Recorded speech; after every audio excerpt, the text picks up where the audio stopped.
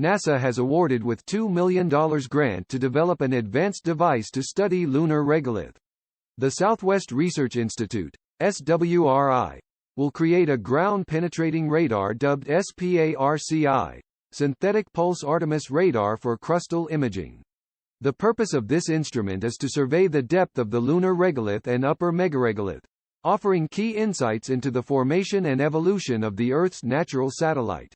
The grant has been awarded under NASA's Development and Advancement of Lunar Instrumentation (DALI) program. This initiative drives the development of advanced instruments for future lunar missions. SPARCI's prototype has already been created and undergoing testing on an Earth-based lunar analog. Huge antennas to be installed by astronauts. As per the press release, the SPARCI will be deployed on the lunar surface with the assistance of future astronauts.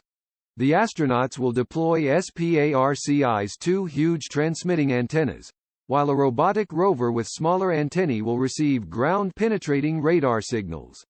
The transmitting antennas are projected to be between 172 and 40 meters in length. SPARCI's cutting-edge radar will determine the thickness and structure of the lunar megaregolith, providing invaluable data for lunar science. Megaregolith is defined as the upper, broken-up layers of lunar crust, generated as a result of impact craters. Megaregolith is estimated to be between 0.4 and 5 kilometers deep. It developed shortly after the Moon's solidification.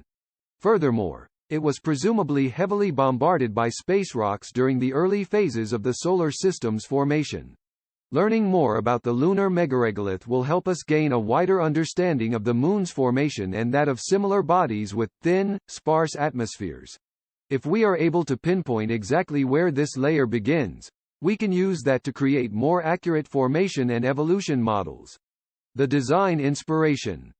SPARCI will be built with advanced technology to produce deeper and more detailed imaging than earlier equipment. Its design drew inspiration from the surface electrical properties (SEP) experiment conducted during Apollo 17. This instrument was used to collect subsurface lunar data while equipped on the lunar roving vehicle. Its design served as the foundation for SPARCI's setup. SPARCI uses much wider bandwidth and electronics that are 50 years more advanced than the SEP, enabling both deeper and higher resolution imaging, Stillman said. The new instrument has two fixed transmitting antennas and a mobile receiver.